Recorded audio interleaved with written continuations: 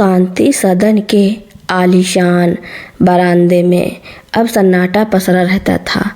घर के बड़े बुजुर्ग रघुवीर दयाल, जो 70 साल के, जिनको अब घर के पिछले हिस्से में बने एक स्टोर रूम में जगह दी गई थी। रघुवीर जी, जो कभी शहर के मशहूर शिक्षाविद थे, आज अपने ही बेटे मयंक और बहू निवेदिता की नज़रों में एक बोझ बन चुके थे। मयंक एक बड़ी सॉफ्टवेयर कंपनी में मैनेजर था और निवेदिता सोशल मीडिया पर अपने लग्जरी लाइफ दिखाने में व्यस्त रहती थी। एक सुबह जब रघुवीर जी ने डाइनिंग टेबल पर बैठकर अखबार उठाने की कोशिश की तो निवेदिता ने टोक दिया, बाबूजी, आप अपनी चाय नीचे अपने कमरे में ही पिया कीजिए। मेज़ पर अखबार फैल जाता है और मुझे यहाँ अपनी किटी पार्टी की तैयारी करनी है। मयंक ने भी पिता का पक्ष लेने के बजाय फ़ोन पर बात करते हुए बस इतना कहा, हाँ पापा, वैसे भी आपको सीढ़ियाँ चढ़ने में दिक्कत होती है, नीचे ही आराम कीजिए। रघुवीर जी ने अपनी कांपती उंगलियों से चश्मा ठीक किया। उनकी आंखों में आंसू नहीं बल्कि एक चमक थी, कुछ बड़ा करने की चमक। अगले दिन जब मयंक और निवेदिता ड्राइंग रूम में बैठे थे, रघुवीर जी ने जानबूझकर अपना फ़ोन लाउड स्पीकर पर रखकर बात करना शुरू किया। दूसरी तरफ से एक गंभीर आवाज़ आई, नमस्ते रघुवीर जी, मैं लंदन की ग्लोबल ट्रस्ट से बोल रहा हूँ। आपके नाम पर जो 8 करोड़ की वसीयत आपके स्वर्गीय भाई छोड़ गए हैं, उसके पेपर्स तैयार हैं। बस हमें यह पुष्टि करनी है कि आपका वारिस कौन होगा, आपका बेटा या कोई चैरिटी। रघुवीर जी ने शांत होकर कहा, मैनेजर साहब, मैं अभी थोड़ा सोच विचार कर रहा हूँ। मेरे बेटे के पास पहले से बहुत पैसा है, शायद वह इस 8 करोड़ को संभाल ना पाए। मैं कल आपको बताता हूँ। 8 करोड़ सुनते ही मयंक के हाथ से कॉफ़ी का कप छूटते छूटते बचा और निवेदिता की आंखें फटी की फटी रह गईं।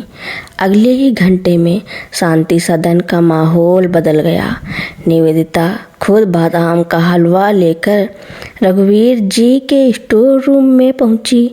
बाबूजी, आप यहाँ इस अंधेरे में क्यों हैं? चलिए ऊपर वाले बड़े कमरे में शिफ्ट हो जाइए।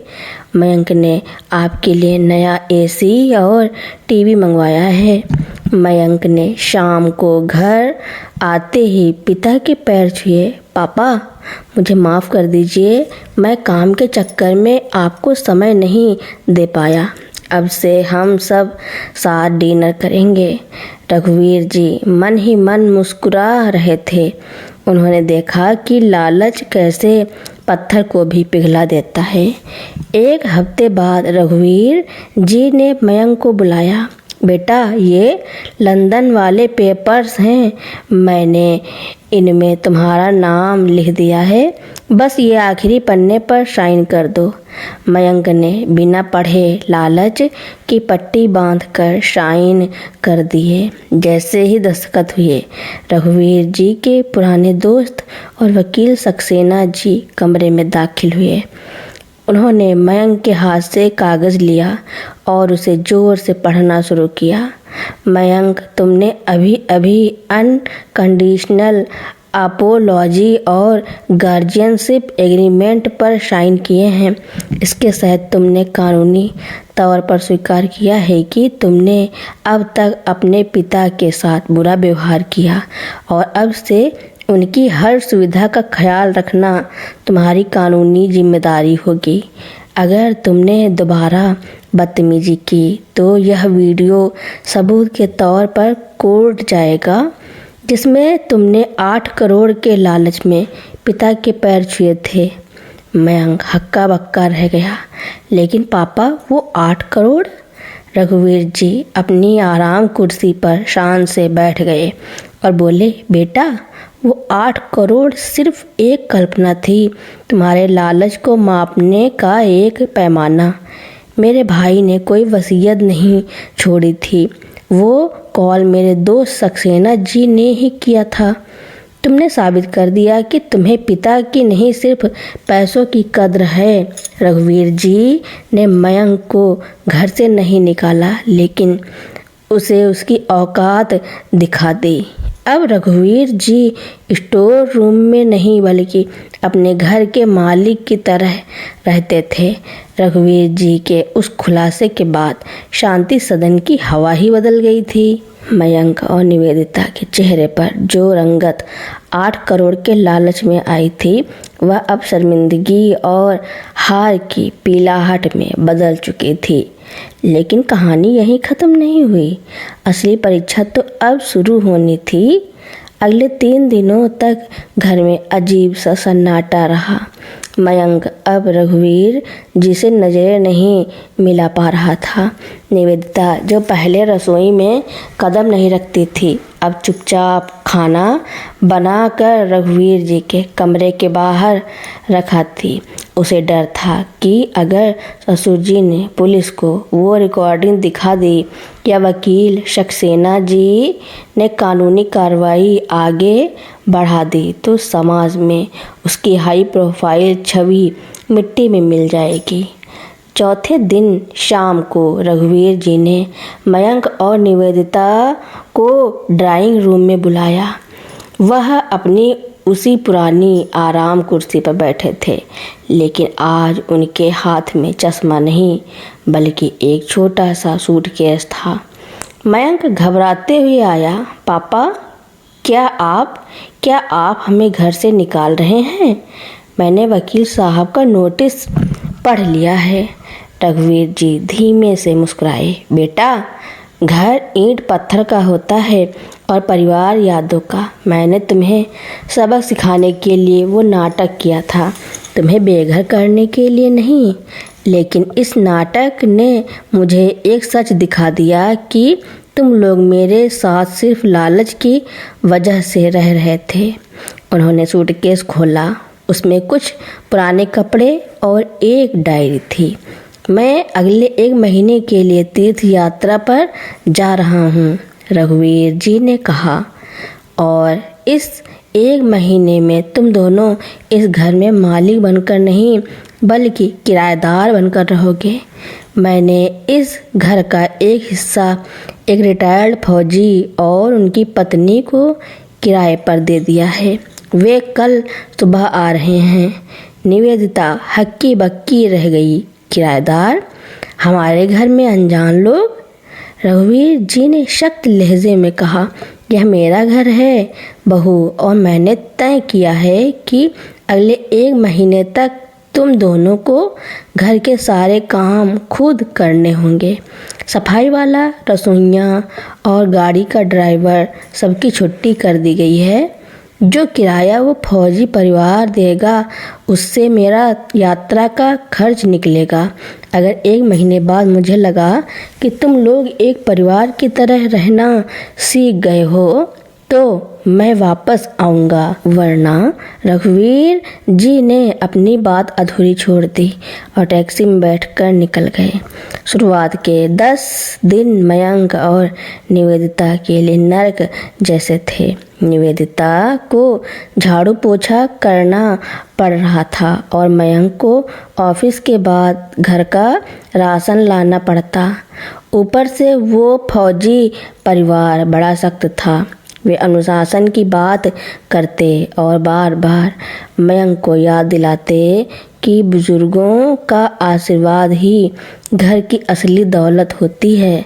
एक रात जब मयंक बुरी तरह थक कर सोफे पर लेटा था, उसने निवेदिता से कहा, रीना, आज मुझे एहसास हो रहा है कि पापा अकेले ये सब कैसे करते थे। हम उन्हें मंडी भेजते थे, बच्चों को स्कूल छोड़ने को कहते थे और खुद एसी में बैठते थे। हमने सच में बहुत बुरा किया। निवेदिता की आंखों में भी पहली बार सच्चे पछतावे के आंसू थे। लालच का पर्दा हट चुका था। ठीक 30 दिन बाद घर की घंटी बजी। रघुवीर जी दरवाजे पर खड़े थे। मयंक और निवेदिता दौड़कर बाहर आए। इस बार उन्होंने पैर छूने के लिए नाटक नहीं किया, बल्कि मयंक ने पिता को गले लगा लिया और फूट फूट कर रोने लगा। पापा, हमें वो 8 करोड़ नहीं चाहिए, हमें बस आप चाहिए। हमने फौजी अंकल से बहुत कुछ सीखा है, प्लीज़ हमें माफ़ कर दीजिए। रघुवीर जी ने मयंक की पीठ थपथपाई। उन्होंने देखा कि घर अब साफ था और रसोई से अदरक वाली चाय की महक आ रही थी, बिल्कुल वैसे ही जैसे उनकी स्वर्गीय पत्नी बनाया करती थी। सक्सेना जी पीछे से मुस्कुराते हुए आए और बोले, रघुवीर, तेरा डिजिटल और इमोशनल दांव काम कर गया। अब शांति सदन वाकई में शांति सदन बन गया है। रघुवीर जी ने मन ही मन ईश्वर को धन्यवाद दिया। कलयुग के इस दौर में उन्होंने अपने घर को बिखरने से बचा लिया था।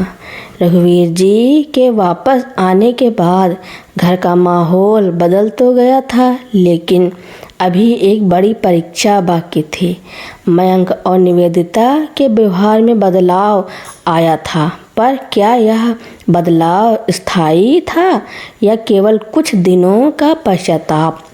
रघुवीर जी के घर लौटने के ठीक 2 महीने बाद मयंक के ऑफिस में मंदी आ गई। उसकी ऊंची तनख्वाह वाली नौकरी खतरे में थी। एक शाम मयंक बहुत परेशान घर लौटा।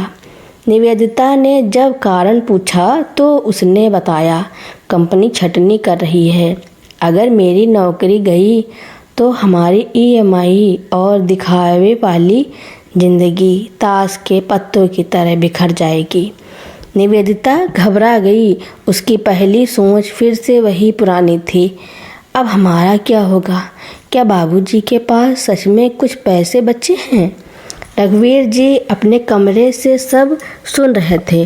उन्होंने देखा कि संकट आते ही मयंक और निवेदिता के चेहरे पर फिर से वही लालच और बेचैनी झलकने लगी है। उन्होंने तय किया कि इस बार वह खुद आगे बढ़कर मदद नहीं करेंगे, बल्कि देखेंगे कि उनके बच्चे क्या रास्ता चुनते हैं। अगले दिन रघुवीर जी ने नाश्ते पर कहा, बेटा मयंक, मेरी तबीयत कुछ ढीली लग रही है। मुझे शहर के सबसे बड़े अस्पताल में चेकअप के लिए जाना है। सुना है वहाँ की फीस बहुत ज़्यादा है। क्या तुम कुछ पैसों का इंतजाम कर सकते हो? मयंक शन्न रह गया। एक तरफ नौकरी जाने का डर, दूसरी तरफ पिता का भारी भरकम खर्चा। निवेदिता ने मयंक को आंख मारी। इसका मतलब था मना कर दो। मयंक एक पल के लिए रुका। उसने निवेदिता की ओर देखा और फिर रघुवीर जी के उन बूढ़े हाथों को, जिन्होंने उसे पाल पोस कर इतना बड़ा बनाया था। मयंक के दिमाग में पिछला 1 महीना घूम गया, जब उसने खुद घर के काम किए थे और उसे मेहनत की कद्र समझ आई थी। मयंक ने निवेदिता का इशारा अनसुना कर दिया और कहा, जरूर पापा, आप पैसों की चिंता मत कीजिए। मेरी नौकरी रहे या ना रहे, आपकी सेहत से बढ़कर कुछ नहीं है। मैंने अपनी कार बेचने का विज्ञापन दे दिया है। उससे जो पैसे आएंगे हम आपका इलाज कराएंगे। निवेदिता यह सुनकर दंग रह गई, लेकिन मयंक के चेहरे पर एक अजीब सा सुकून था। रघुवीर जी की आंखों में इस बार सच्चे सुकून के आंसू थे। उन्होंने मयंक का हाथ थामा और बोले, बैठो बेटा, मुझे किसी अस्पताल जाने की ज़रूरत नहीं है। मैं तो बस यह देखना चाहता था कि क्या मुश्किल वक्त में तुम फिर से उसी पुराने मयंक बन जाओगे जो केवल पैसों के बारे में सोचता था। रघुवीर जी ने अपनी अलमारी से एक फ़ाइल निकाली। यह वही फाइल थी जिसमें उन्होंने अपनी पूरी ज़िंदगी की बचत और LIC के कागजात रखे थे। मयंक ये देखो, मैंने अपनी पूरी ज़िंदगी में जो भी कमाया उसे सुरक्षित रखा था।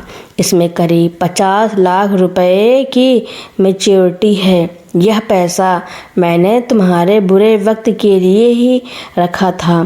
तुम्हारी नौकरी चली भी जाए तो यह फंड तुम्हें अपना नया बिजनेस शुरू करने में मदद करेगा। मयंक और निवेदिता फूट फूट कर रोने लगे। उन्हें एहसास हुआ कि पिता केवल बुजुर्ग नहीं होते, वे घर की वह सुरक्षा छतरी होते हैं जो धूप और बारिश दोनों से बचाते हैं। निवेदिता ने रघुवीर जी के पैर छुए और कहा, बाबूजी, आज आपने हमें सिर्फ पैसा नहीं बल्कि जीने का सही तरीका सिखा दिया। रिश्तों की असली वसीयत बैंक बैलेंस नहीं बल्कि एक दूसरे पर भरोसा है। रघुवीर जी ने मुस्कुराते हुए सक्सेना जी को फ़ोन लगाया और कहा, दोस्त, आज से शांति सदन के दरवाजे सबके लिए खुले हैं। अब यहाँ वकीलों की नहीं, खुशियों की ज़रूरत है। शांति सदन में अब सचमुच शांति और प्रेम का वास था, लेकिन वक्त का पहिया कभी रुकता नहीं। आर्यन के आते ही घर की व्यवस्था फिर से डगमगाने लगी। उसे दादाजी का सुबह सुबह भजन सुनना अच्छा नहीं लगता और ना ही उसे यह अच्छा लगता कि उसके मम्मी पापा दादाजी की सेवा में इतना समय बिताते हैं। एक दिन आर्यन ने मयंक से कहा, डैड, आप और मॉम अपनी लाइफ एंजॉय क्यों नहीं करते? दादाजी के लिए एक फुल टाइम नर्स रख देते हैं और उन्हें उनके पुराने कमरे यानी बेसमेंट में शिफ्ट कर देते हैं। मुझे अपना स्टूडियो बनाना है और वह कमरा मुझे डिस्टरबेंस से बचाएगा। मयंक और निवेदिता के पैरों तले जमीन खिसक गई। उन्हें लगा जैसे इतिहास खुद को दोहरा रहा है। उन्हें अपनी पुरानी गलतियां याद आ गईं। मयंक ने आर्यन को डांटने के बजाय उसे रघुवीर जी के पास बैठाया। रघुवीर जी ने मयंक को चुप रहने का इशारा किया। उन्होंने आर्यन से कहा, बेटा, तुम ठीक कह रहे हो, प्राइवेसी सबको चाहिए, लेकिन क्या तुम्हें पता है कि यह घर जिसमें तुम आज अपना स्टूडियो बनाना चाहते हो, उसकी एक एक ईंट के पीछे क्या कहानी है? रघुवीर जी ने अपनी अलमारी से एक पुरानी धुंधली सी फाइल निकाली। इसमें आर्यन के बचपन के अस्पताल के बिल, उसकी पढ़ाई साइकिल की रसीद और मयंक की पढ़ाई के लिए गए कर्ज के कागजात थे। रघुवीर जी ने मुस्कुरा कर कहा, आर्यन, मैंने यह सब संभाल कर रखा ताकि मयंक को कभी कमी न महसूस हो।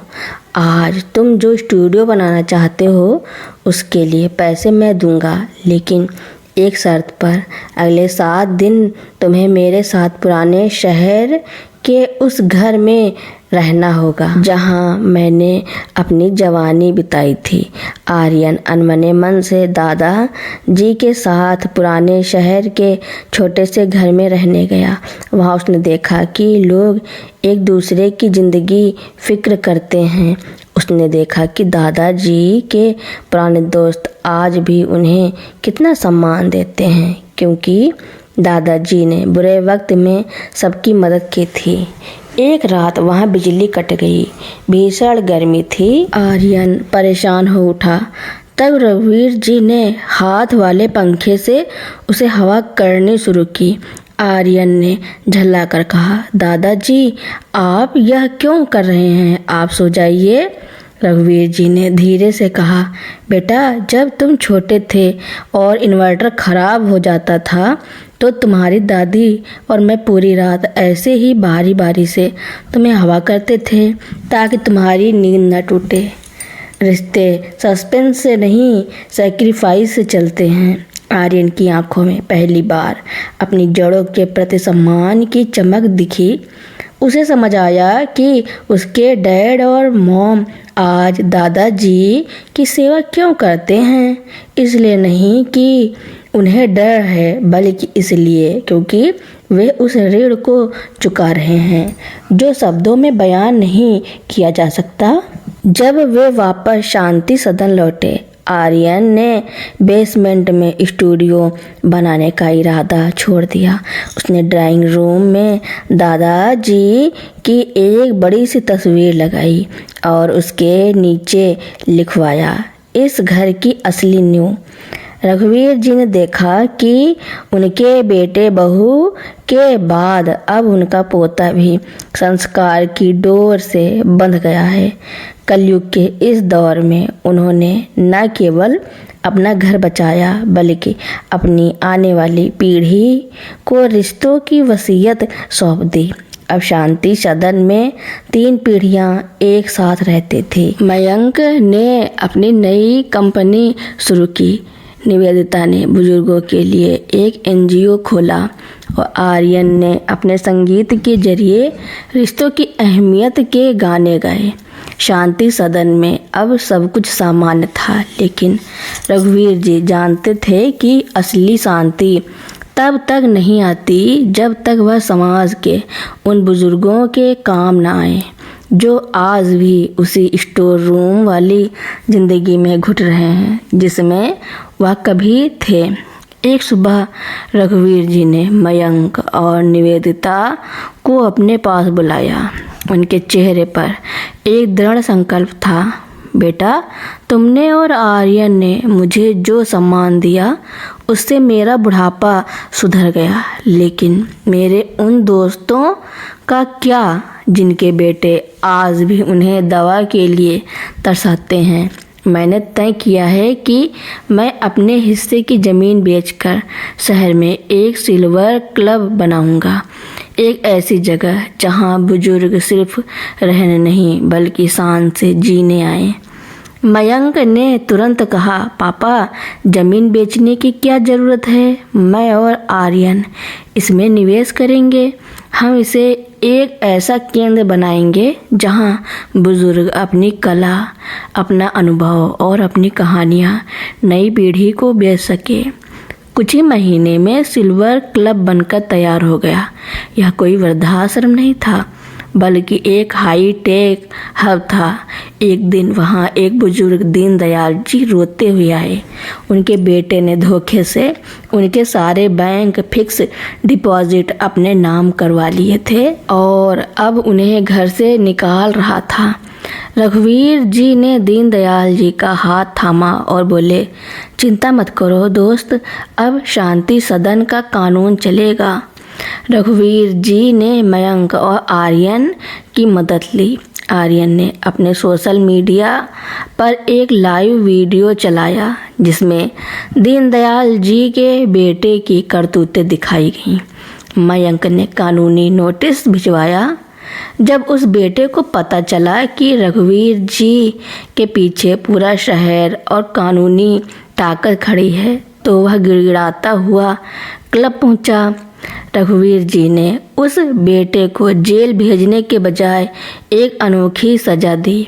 उन्होंने कहा, तुम्हें अगले 6 महीने तक हर रविवार इस क्लब में आना होगा और यहाँ रहने वाले सभी बुजुर्गों के जूते पॉलिश करने होंगे और उनकी सेवा करनी होगी। अगर तुमने एक भी इतवार मिस किया तो पुलिस की फाइल खुल जाएगी।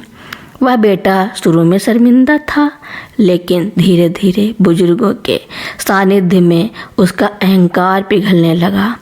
उसे एहसास हुआ कि जो दुआएं उसे यहाँ मिल रही हैं वे करोड़ों रुपयों से बड़ी हैं। वक्त बीतता गया। रघुवीर जी अब 80 वर्ष के हो चुके थे। एक शाम वह शांति सदन के गार्डन में बैठे थे। मयंक उनके पैर दबा रहा था। निवेदिता चाय लेकर आई थी और आर्यन पास ही बैठकर गिटार पर एक पुरानी धुन बजा रहा था। तभी सक्सेना जी आए और बोले, रघुवीर, आज पूरे शहर के बुजुर्ग तुम्हें मसीहा कहते हैं। तुमने कलयुग के बेटों को सुधारने का जो तरीका निकाला उसने हजारों घर टूटने से बचा लिए।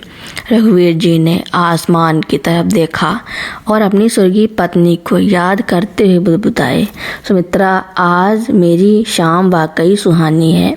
मैंने सिर्फ घर नहीं बचाया, मैंने आने वाली पीढ़ियों के लिए श्रवण कुमार बनने का रास्ता फिर से खोल दिया।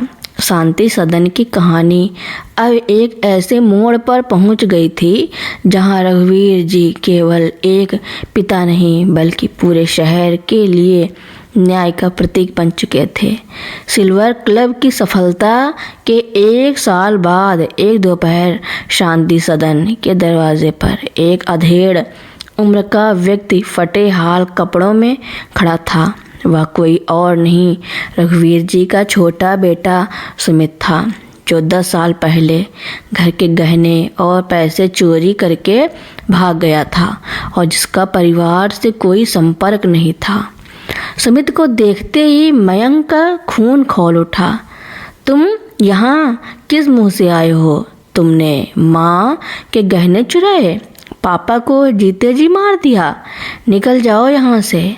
सुमित फूट फूट कर रोने लगा। भाई, मुझे माफ़ कर दो। जुए और नशे ने मुझे बर्बाद कर दिया। मेरी पत्नी मुझे छोड़ गई, मेरी सेहत खराब है, मेरे पास रहने को छत नहीं है, मुझे बस एक कोना दे दो, मैं नौकर बनकर रह लूँगा। निवेदिता ने कड़े शब्दों में कहा, बाबूजी, इसे अंदर मत आने दीजिए, यह फिर से वही सब करेगा। हमने बड़ी मुश्किल से इस घर में शांति बहाल की है। रघुवीर जी खामोश थे। उनकी आंखों के सामने सुमित का बचपन घूम गया। एक तरफ पिता का मोह था और दूसरी तरफ एक अपराधी बेटा जिसने परिवार को जख्म दिए थे। उन्होंने सक्सेना जी को फ़ोन किया। अगले दिन रघुवीर जी ने पूरे परिवार और सिल्वर क्लब के कुछ सदस्यों के सामने सुमित को बुलाया। सुमित, तुम मेरे बेटे हो यह सच है, लेकिन तुमने जो किया वह माफ़ी के लायक नहीं। मैं तुम्हें इस घर में एक पल के लिए भी नहीं रखूँगा। सुमित का चेहरा उतर गया, लेकिन रघुवीर जी ने बात जारी रखी, पर मैं तुम्हें भूखा मरने के लिए सड़क पर भी नहीं छोड़ूंगा। तुम्हें सिल्वर क्लब के उस हिस्से में रहना होगा जहां बीमार बुजुर्गों की सेवा की जाती है। तुम्हें अगले 1 साल तक वहां बिना वेतन के सेवक के रूप में काम करना होगा। तुम्हारा खाना पीना क्लब देगा, लेकिन तुम्हें 1 रुपया भी नगद नहीं मिलेगा। सुमित के पास कोई रास्ता नहीं था। उसने काम शुरू किया। शुरू में उसे बहुत चिढ़ होते थे, लेकिन जब उसने देखा कि कैसे पराये लोग भी उसके पिता की पूजा करते हैं, तो उसका पत्थर दिल पिघलने लगा। एक रात क्लब में एक बुजुर्ग की तबीयत बहुत खराब हो गई। सुमित ने पूरी रात जागकर उनकी सेवा की, उन्हें अपने हाथों से पानी पिलाया और उनके पैर दबाए। उस बुजुर्ग ने सुमित के सिर पर हाथ रखकर कहा, बेटा, भगवान तेरा भला करे। उस एक वाक्य ने सुमित के अंदर के अपराध को मार दिया। उसे पहली बार एहसास हुआ कि सेवा में जो सुकून है वह चोरी के पैसों में कभी नहीं था। 1 साल बीत गया। रघुवीर जी की तबीयत अब बिगड़ने लगी। उन्होंने मयंक, निवेदिता, आर्यन और सुमित को अपने बिस्तर के पास बुलाया। उन्होंने सुमित का हाथ मयंक के हाथ में दिया। मयंक, सुमित ने अपना प्रायश्चित पूरा कर लिया है। अब यह तुम्हारा छोटा भाई है, नौकर नहीं। और सुमित, याद रखना, यह घर और यह क्लब तभी तुम्हारा है जब तक तुम बुजुर्गों और अपनों का सम्मान करोगे। रघुवीर जी ने अपनी डायरी निकाली और उसमें आखिरी लाइन लिखी, कलयुग में बेटे बहू बुरे नहीं होते, बस समय और संस्कार की दिशा भटक जाती है। अगर पिता गुरु बन जाए तो बिगड़े हुए रिश्ते भी वसीयत बन जाते हैं। उसी रात चेहरे पर एक संतोषजनक मुस्कान लिए रघुवीर जी ने अपनी आंखें हमेशा के लिए मूंद ली। पूरा शहर उनकी अंतिम विदाई में उमड़ पड़ा। शांति सदन अब केवल एक मकान नहीं था, वह एक संस्कारशाला बन चुका था। मयंक और सुमित ने मिलकर सिल्वर क्लब को आगे बढ़ाया। आर्यन ने अपने संगीत के माध्यम से दादाजी की सीख को दुनिया भर में फैलाया। रघुवीर जी के जाने के बाद शांति सदन अब केवल एक घर नहीं बल्कि एक तीर्थ बन चुका था। सक्सेना जी ने गला साफ किया और पढ़ना शुरू किया। मेरे प्यारे बच्चों, तुम सोच रहे होगे कि मैंने शांति सदन किसके नाम किया है। मयंक मेरा बेटा है, निवेदिता ने मेरी सेवा की, सुमित ने प्रायश्चित किया और आर्यन ने मुझे गर्व दिया। लेकिन यह घर मैं तुम में से किसी के भी नाम नहीं कर रहा हूँ। कमरे में सन्नाटा छा गया। मयंक और सुमित ने एक दूसरे की ओर देखा। सक्सेना जी आगे बढ़े। यह घर अब से रघुवीर मेमोरियल फाउंडेशन का मुख्यालय होगा। मयंक तुम इसके ट्रस्टी होगे, सुमित तुम इसके सेवा प्रमुख होगे। लेकिन रघुवीर जी की आवाज़ में एक चेतावनी थी।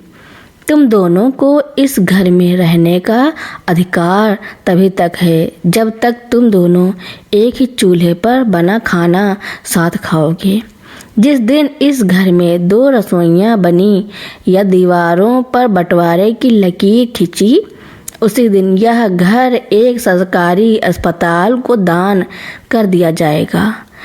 शुरू के कुछ महीने तो ठीक रहे, लेकिन धीरे धीरे छोटी छोटी बातों पर खटपट होने लगी। निवेदिता को लगता कि सुमित की वजह से घर का खर्च बढ़ रहा है और सुमित को लगता कि मयंक उसे अब भी अपराधी की नज़र से देखता है। एक दिन बात इतनी बढ़ गई कि मयंक ने कह दिया, सक्सेना जी को बुलाओ, मैं इस घर का हिस्सा अलग चाहता हूँ। सुमित भी चिल्लाया, ठीक है, मुझे भी अपना हक चाहिए। तभी आर्यन जो कोने में चुपचाप बैठा अपना लैपटॉप लेकर आया। उसने एक वीडियो प्ले किया। यह वीडियो रघुवीर जी ने अपनी मृत्यु से ठीक 2 दिन पहले रिकॉर्ड किया था, जो उन्होंने आर्यन को सौंपते हुए कहा था कि इसे तभी दिखाना जब घर टूटने लगे।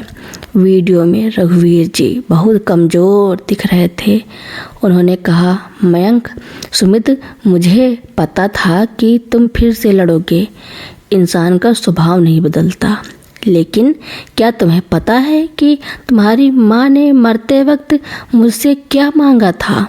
उसने अपनी सोने की चूड़ियाँ मुझे देते हुए कहा था कि अगर कभी बेटे अलग हों तो इन्हें बेचकर एक अनाथालय खोल देना, ताकि कम से कम वहाँ रहने वाले बच्चे तो एक दूसरे को भाई मानकर साथ रहें। रघुवीर जी की आंखों में आंसू थे। क्या तुम अपनी माँ के उन कंगन की लाज भी नहीं रखोगे? क्या ईंटों की दीवार मेरे प्रेम से बड़ी हो गई? वीडियो खत्म होते ही मयंक और सुमित के सिर शर्म से झुक गए। मयंक ने सुमित का हाथ पकड़ा और फूट फूट कर रोने लगा। मुझे माफ़ कर दे छोटे भाई, मैं बड़ा होकर भी छोटा रह गया। सुमित ने मयंक के गले लगकर कहा, नहीं भैया, गलती मेरी है। पापा ने हमें पैसा नहीं, एक दूसरे का साथ दिया था। आज शांति सदन की रसोई में एक ही साथ खाना बनता है। रघुवीर जी की तस्वीर पर अब ताजे फूलों की माला हमेशा रहती है। सुमित अब सिल्वर क्लब के साथ साथ एक छोटा सा अनाथालय भी चलाता है, जैसा उनकी माँ चाहती थी। मयंक अपनी कंपनी का मुनाफा बुजुर्गों के मुफ्त इलाज में लगाता है। निवेदिता अब घर की मालकिन नहीं बल्कि सबकी अन्नपूर्णा बन गई है। शांति सदन की कहानी में अब एक ऐसी पीढ़ी का आगमन हुआ जिसने इस पूरे संघर्ष को केवल सुना था, जिया नहीं था। मयंक और सुमित अब बूढ़े हो चुके थे और घर की बागडोर आर्यन और सुमित की बेटी ईशानी के हाथों में थी। लेकिन कलयुग अपनी चाल चलने से बाज नहीं आता। इस बार चुनौती बाहर से नहीं बल्कि आधुनिकता और परंपरा के टकराव से आई। ईशानी एक बहुत बड़ी आर्किटेक्ट बन चुकी थी। उसने एक प्रस्ताव रखा, पापा, ताऊ जी, शांति सदन अब बहुत पुराना हो गया है। इसकी मरम्मत में लाखों खर्च होते हैं। क्यों ना हम इसे तोड़कर यहाँ एक मॉडर्न स्मार्ट को लिविंग स्पेस बनाएं। नीचे बुजुर्ग रहेंगे और ऊपर हम लोग और हमारे ऑफिस। इससे पापा का फाउंडेशन भी आत्मनिर्भर हो जाएगा। मयंक और सुमित खामोश हो गए। उनके लिए यह घर सिर्फ ईंट गारा नहीं, रघुवीर जी की अंतिम निशानी और उनकी माँ की चूड़ियों की कसम थी। लेकिन आर्यन और ईशानी के तर्क मजबूत थे। समय के साथ बदलना जरूरी है। जिस दिन घर तोड़ने का मुहूर्त निकाला गया, उस दिन मयंक बहुत उदास था। वह रघुवीर जी के पुराने कमरे की सफाई कर रहा था। अचानक लकड़ी की एक पुरानी अलमारी के पीछे से एक तांबे का डिब्बा गिरा। उसमें रघुवीर जी का एक और पत्र था जिस पर लिखा था, इसे तब खोलना जब शांति सदन की पहली ईंट गिरे। ईशानी और आर्यन ने उत्सुकता से पत्र खोला। उसमें लिखा था, मेरे बच्चों, मुझे पता है कि एक दिन यह घर छोटा पड़ जाएगा। तरक्की बुरी बात नहीं है, लेकिन याद रखना, घर की दीवारों को नया रंग देने से पहले उसकी नींव को मत भूलना। इस डिब्बे में एक चाबी है जो उस पुराने बैंक लॉकर की है जिसे मैंने कभी नहीं खोला। जब पूरा परिवार बैंक पहुंचा और लॉकर खोला तो वहां कोई सोना या हीरा नहीं था। वहां केवल मिट्टी के 4 छोटे घड़े थे। हर घड़े पर एक नाम लिखा था, मयंक, सुमित, निवेदिता और सुमित्रा। उन घड़ों में रघुवीर जी ने हर उस दिन की एक मुट्ठी मिट्टी जमा की थी जिस दिन घर में कोई बड़ी खुशी आई थी। मयंक के जन्म की मिट्टी, सुमित की पहली नौकरी की मिट्टी, आर्यन के पहले शब्द की मिट्टी। उस मिट्टी के साथ एक छोटी सी पर्ची थी, संपत्ति वह नहीं जो तुम बैंक में जमा करते हो, संपत्ति वह है जो तुम अपनी यादों में सहेजते हो। अगर घर नया बनाना है तो बनाओ, लेकिन इस मिट्टी को अपनी नई नींव में जरूर डालना ताकि नए घर में भी वही पुराना प्रेम बना रहे। आर्यन और ईशानी की आंखों में आंसू थे। उन्हें समझ आया कि वे जिस घर को पुराना कहकर तोड़ना चाहते थे वह दरअसल उनकी पहचान का आधार था। उन्होंने घर को तोड़ा नहीं बल्कि उसे रीस्टोर किया। पुराने स्टोर रूम को एक मेमोरी म्यूजियम बना दिया गया जहां रघुवीर जी की आराम कुर्सी और पुराना नोकिया फ़ोन आज भी रखा है। ऊपर की मंजिलों को आधुनिक बनाया गया, लेकिन घर का चूल्हा आज भी एक ही रहा जैसा रघुवीर जी की वसीयत में था। मयंक और सुमित अपने पिता की तरह ही बरामदे में बैठे हैं।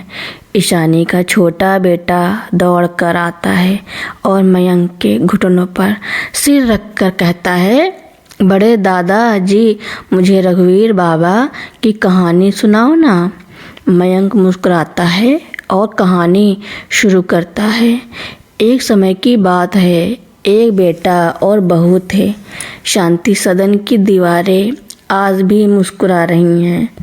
कलयुग आता है, रिश्तों को परखता है, लेकिन जहाँ संस्कारों की जड़ें गहरी होती हैं वहाँ वक्त की हर आंधी हार मान लेती है। शांति सदन की गाथा अब अपने अंतिम और शाश्वत पड़ाव की ओर बढ़ती है, जहां समय का पहिया एक पूर्ण चक्र लगा चुका था। मयंक और सुमित अब जीवन की ढलती शाम में थे और आर्यन के बच्चों का शोर घर की दीवारों में गूंज रहा था। लेकिन इस शांति के पीछे एक अंतिम रहस्य छिपा था, जिसे रघुवीर जी ने समय के कैप्सूल की तरह बचा कर रखा था। रघुवीर जी की मृत्यु को अब 25 साल बीत चुके थे। ईशानी, जो अब एक प्रसिद्ध आर्किटेक्ट थी, घर के नवीनीकरण के दौरान रघुवीर जी के पुराने कमरे की छत की एक दरार को ठीक करवा रही थी। तभी उसे लकड़ी के एक शहतीर के पीछे दबा हुआ एक मखमली काला लिफाफा मिला। उस पर सुनहरे अक्षरों में लिखा था, मेरे परपोते परपोतियों के लिए जब शांति सदन 100 साल पुराना हो जाए। ईशानी ने कांपते हाथों से वह लिफाफा खोला। घर के सभी सदस्य, बूढ़े मयंक, सुमित और युवा आर्यन एकत्र हो गए। सबको लगा कि शायद अब किसी गुप्त खजाने का पता चलेगा।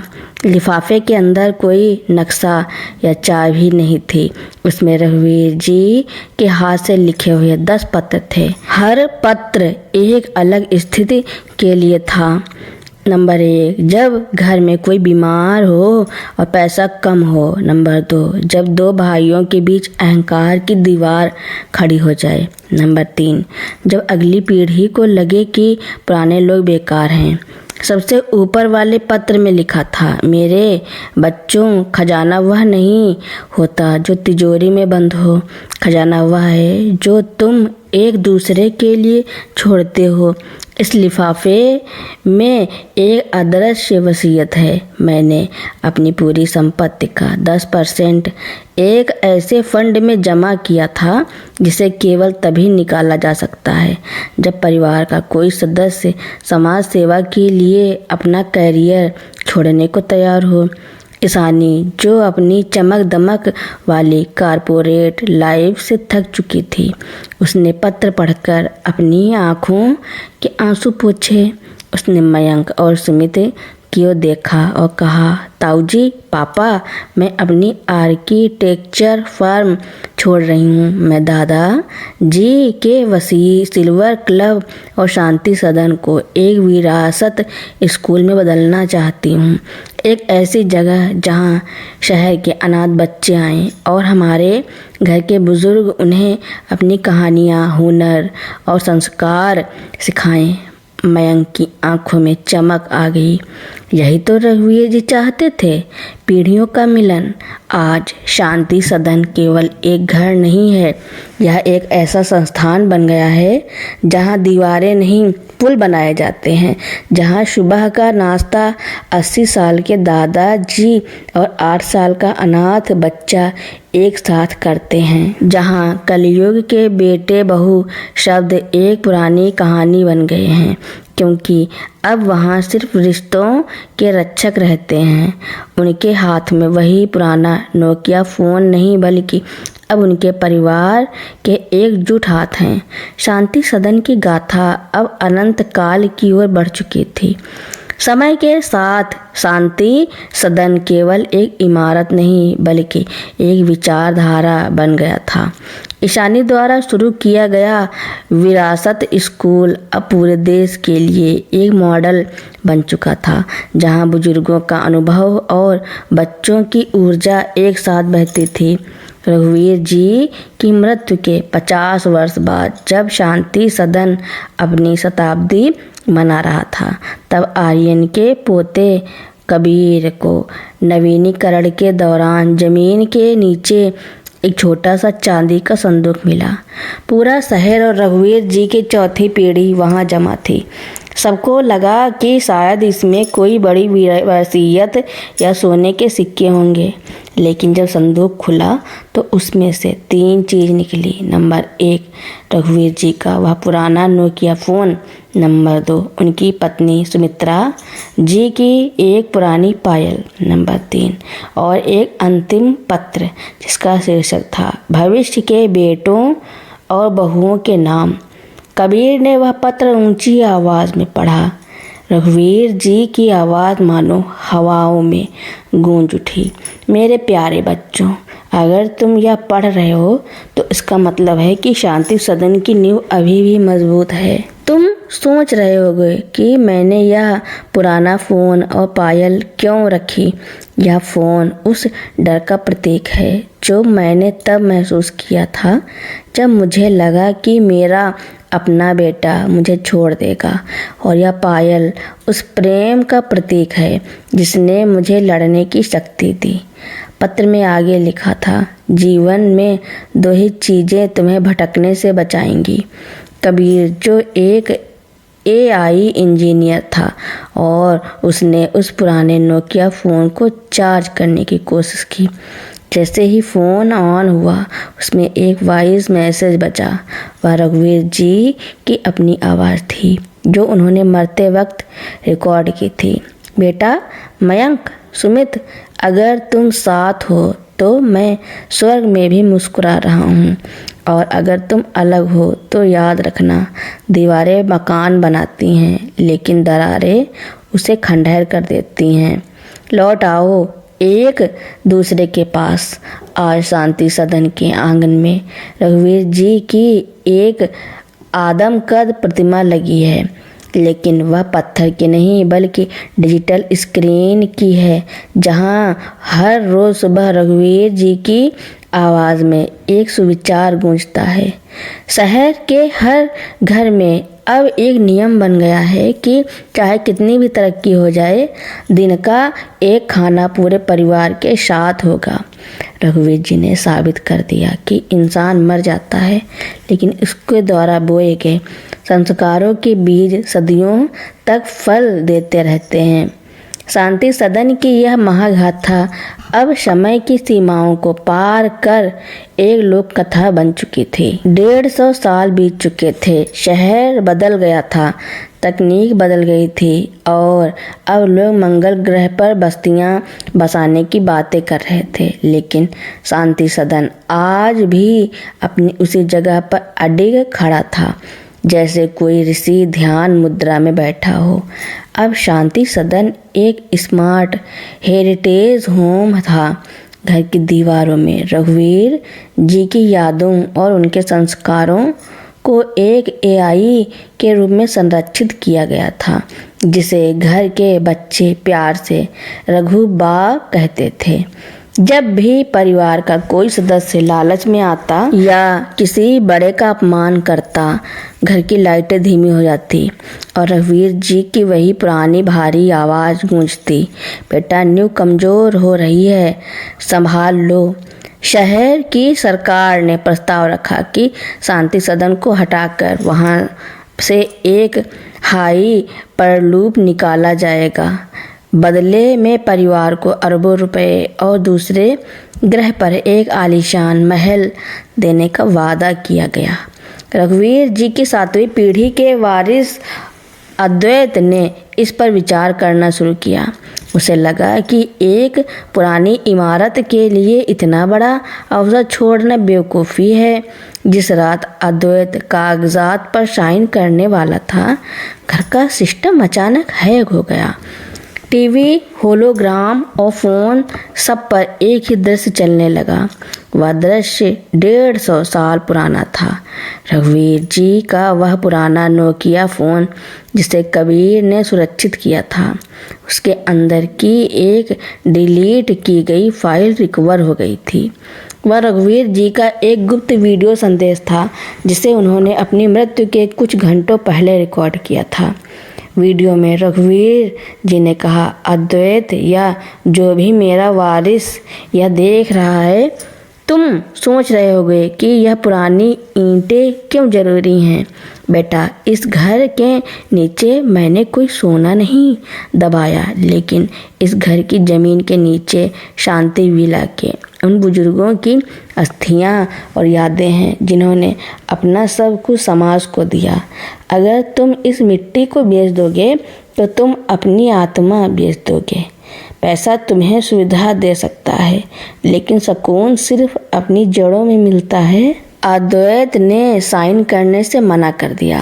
उसने सरकार से कहा, आप रास्ता बदल लीजिए, लेकिन यह सरकारों का केंद्र नहीं टूटेगा। पूरा शहर अद्वैत के साथ खड़ा हो गया। शांति सदन को विश्व विरासत घोषित कर दिया गया। सरकार को रास्ता बदलना पड़ा। एक छोटा बच्चा शांति सदन के आंगन में खेल रहा है। वह मिट्टी में एक छोटा सा बीज बोता है। तभी हवा चलती है और रघुवीर जी की प्रतिमा के पास लगे पीतल के घंटे बजने लगते हैं। ऐसा लगता है जैसे रघुवीर जी, सुमित्रा जी, मयंक, सुमित और ईशानी सब अदृश्य रूप में वहाँ मौजूद हैं और मुस्कुरा रहे हैं।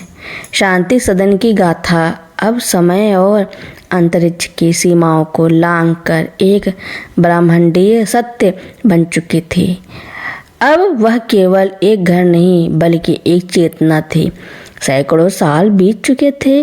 पृथ्वी के साथ साथ मनुष्यों ने अन्य ग्रहों पर भी बस्तियां बना ली थी, लेकिन हर बस्ती, हर शहर में एक शांति सदन बनाया जाता था, जो इस बात का प्रतीक था कि मनुष्य चाहे सितारों तक पहुंच जाए, उसे अपनी जड़ों, माता पिता और संस्कारों को कभी नहीं भूलना चाहिए। रघुवीर जी की वंशावली की एक युवा वैज्ञानिक अनन्या एक नए ग्रह पर शांति सदन की नींव रख रही थी। उसने अपने साथ पृथ्वी से एक छोटा सा कांच का जार लाया था। उस जार में कोई कीमती धातु नहीं, बल्कि रघुवीर जी के पुराने स्टोर रूम की मिट्टी और उस पुराने नोकिया फ़ोन का एक छोटा सा हिस्सा था। जैसे ही अनन्या ने उस नींव को स्थापित किया, उस ग्रह के शांत वातावरण में एक गूंज उठी। यह कोई तकनीकी खराबी नहीं थी, यह सामूहिक चेतना थी। अनन्या को अपनी बंद आंखों के पीछे एक दृश्य दिखाई दिया। उसने देखा कि एक पुरानी आराम कुर्सी पर एक बुजुर्ग बैठे हैं, वही रघुवीर जी। उनके पास सुमित्रा जी बैठी हैं और पास ही मयंक, सुमित, आर्यन और ईशानी मुस्कुरा रहे हैं। रघुवीर जी ने अनन्या से कहा, बेटी, इंसान की सबसे बड़ी खोज अमरता नहीं है। इंसान की सबसे बड़ी खोज वह करुणा है जो एक पीढ़ी से दूसरे पीढ़ी को जोड़ती है। हमने कलयुग के अंधेरे में प्रेम का जो दिया जलाया था, उसे बुझने मत देना। याद रखना, तुम जहाँ भी रहोगी, शांति सदन तुम्हारे भीतर है। अनन्या की आंखें खुली। उसने देखा कि उस नए ग्रह की लाल मिट्टी पर भी अब शांति सदन की वही पुरानी महक आ रही थी। उसने वहाँ की दीवारों पर एक ही वाक्य लिखवाया जो रघुवीर जी की पूरी गाथा का निचोड़ था। रिश्ते वसीयत से नहीं, स्वाभिमान और सेवा से सींचे जाते हैं। तो दोस्तों, मेरी कहानी सुनने के लिए आपका बहुत बहुत धन्यवाद। ऐसी ही कहानियाँ सुनने के लिए मेरे चैनल को लाइक, कमेंट, शेयर, सब्सक्राइब एवं बेल आइकन का बटन दबाना ना भूलना, ताकि मेरी नई नई कहानियाँ आप तक पहले ही पहुँचती रहें।